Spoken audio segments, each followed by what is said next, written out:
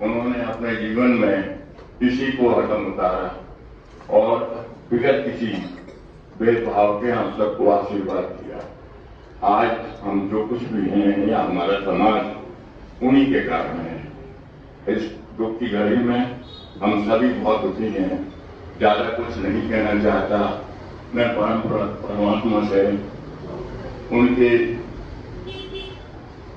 और उनके हम सबको जो दुख है, कष्ट है, उसको सहने की शक्ति देने की कृपा करें। आज हम लोग एक तरह से अनाथ हो गए। मतलब आचार्य के सिद्धांत है, लेकिन ऐसा लग रहा है कि सब कुछ हमारे जीवन से चला गया है। हल्का हल्का मतलब महसूस, खाली खाली महसूस कर रहे हैं सभी लोग कि सब कुछ चला गया है। कौन हमें उपदेश देगा, कौन हमें सिखाएगा कि क्या करना है, क्या नहीं करना, कैसे करना है। ये तो मैसेज सुन के टीवी पर देखकर ये वो समझ जाते थे कि हमें क्या करना है। तो ऐसे संत महासंत का हमारे बीच से देवलोक गमन हो गया है। उनकी क्षति पूर्ति तो शायद नहीं हो सकती, लेकिन उनके सिद्धांत हमारे बीच में आज भी हमारे बीच नहीं है। ऐसा लगता है जैसे सब कुछ शून्य सा हो गया है, लेकिन फिर भी मैं ये कहूँगी वो तन से जरूर गए हैं, लेकिन आज मन से वो हमारे साथ है। हमने उनको कितने रूपों में पाया है। आज हम उनको न्याय के रूप में देखें, उनको रत्नात्रय के रूप में देखें, ध्यान के सागर के रूप में देखें और एक वैद्य के रूप में। साथ ही हम उनको किस रूप में नहीं जानते और ये सब भली बात जानते हैं। इस विनयाञ्जलि सभा में उपस्थित सभी धर्मदेवी भाइयों, माताओं को, हम सभी आचार्य जी को अपनी विनयाञ्जलि देने के लिए यहाँ उपस्थित हुए हैं। यद्यपि कि वो आज हमारे मध्य नहीं है, लेकिन हम यह कह सकते हैं कि ऊपर से वो हम सभी को देख रहे हैं और हमारे जैसे उपलब्ध हैं उन सभी के लिए हमको सद्बुद्धि दे रहे हैं। हमें विश्वास है कि उन्होंने जो जो उपकार हमारे ऊपर किए हैं, हम उनके एक वह जो हमें आकाश में दिखाई देता है, यदि हम उस पर दृष्टिपात करें तो उस पर से हमारी नजर टिकती नहीं है। और दूसरा सूर्य वह जो कि हमारे बीच आचार्य विद्यासागर जी थे, यदि उन पर दृष्टिपात करें तो वहां से हमारी नजर हटती नहीं है। आज वह सूर्य हमारे बीच से अस्त हो गया, पर वह सूर्य चाहे हमारे बीच से अस्त हो गया, पर आज वह सूर्य जहाँ भी है वहां से हमें प्रकाश दे रहा है। और हमारे ऊपर आचार्य जी के अनंत उपकार है। उनके उपकारों का ऋण यदि हमें चुकाना है तो हमें उनके लिए रोकर नहीं, उनके जैसे होकर दिखाना है, उनके जैसे होकर दिखाना है। जय हिंद।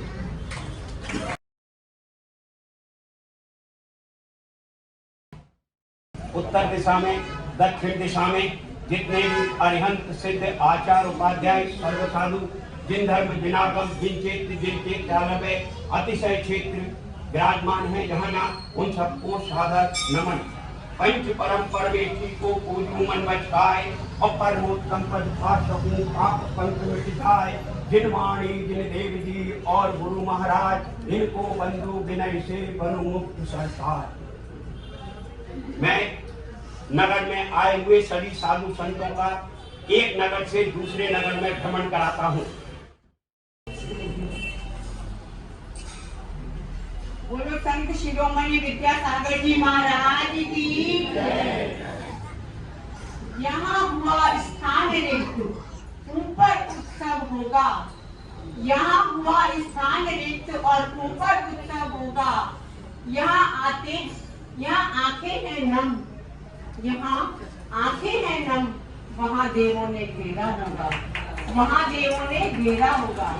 भगवान को पाकर स्वर्ग में हलचल भारी, देख आचार्य श्री जी को इंद्र ने आसन छोड़ा होगा, इंद्र ने आसन छोड़ा होगा। इस युग में, इस युग के महावीर महान संत जिनके बारे में कुछ भी कहना सूर्य को दिया दिखाने के बराबर है। विश्व वंदनीय संत शिरोमणि 108 विद्यासागर जी महाराज की को सामाजिक संपूर्ण विश्व में शोक का विषय है। ये जैन समाज के लिए बहुत बड़ी क्षति है और ये समाज के लिए और भी बड़ी बात है कि हमारे प्रधानमंत्री जी ने अपनी सभा में उनके लिए मौन रखा। आचार्य श्री के मार्गदर्शन में सेवा, मातृभाषा हिंदी, बालिका शिक्षा, आयुर्वेद, इंडिया नहीं भारत बोलो, हाथकरघा के माध्यम से युवाओं व महिलाओं को आत्मनिर्भर बनाया।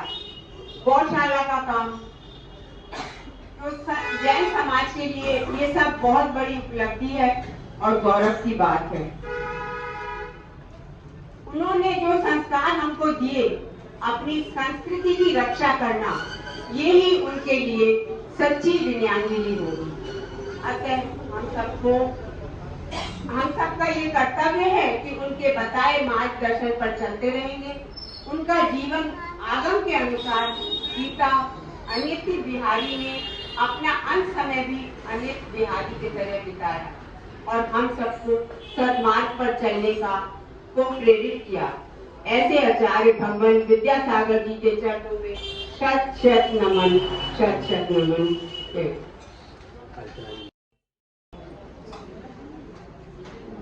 हे परम शांत, हे वीतराग, हे सौम्य मूर्ति, हे तेज धाम, हे बाल ब्रह्म अद्वितीय सन, तव चरणों में सत सत प्रणाम, तव चरणों में सत सत प्रणाम। हम सब आज आचार्य श्री विद्यासागर जी महामुनिराज की श्रद्धांजलि सभा में उपस्थित हैं। सभी महानुभावों को हमारा स्वागत है। आचार्य श्री विद्यासागर जी मुनिराज के बारे में जितना भी कहें उतने ही शब्द कम हैं। उनके बारे में तो एक अनुपम अद्वितीय संत थे वो, और उन्होंने अप्रतिम योगदान हमारी जैन संस्कृति के माध्यम से पूरे संपूर्ण विश्व के लिए प्रदान किया।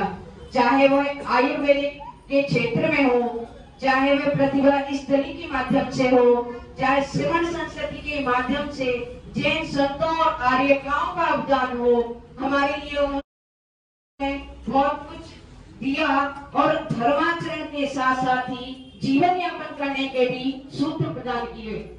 ये मुझे तो बड़ा सौभाग्य रहा कि 15 वर्ष की अवस्था से ही आचार्य श्री का सानिध्य मुझे प्राप्त हुआ था, जबकि उनका प्रथम चातुर्मास धुमंदी नगर में हुआ था। और उन्होंने उनकी चर्या को मैंने बहुत ही निकट से देखा, समझा। लगभग 3 माह तक मैंने उनको आहार चर्या का मुझे सौभाग्य प्राप्त हुआ था। और उस समय जो मैंने उनकी आहार चर्या देखी थी, पहले तो मैं थोड़ा सा डरी भी थी, क्योंकि जब मैंने उनकी काया पर सर्पराज को आते जाते देखा, कहाँ से आते थे, कहाँ चले जाते थे, मुझे पता नहीं लगता था, क्योंकि मैं उस समय जब जाती मेरे सिंधु है ज्ञान के ज्ञान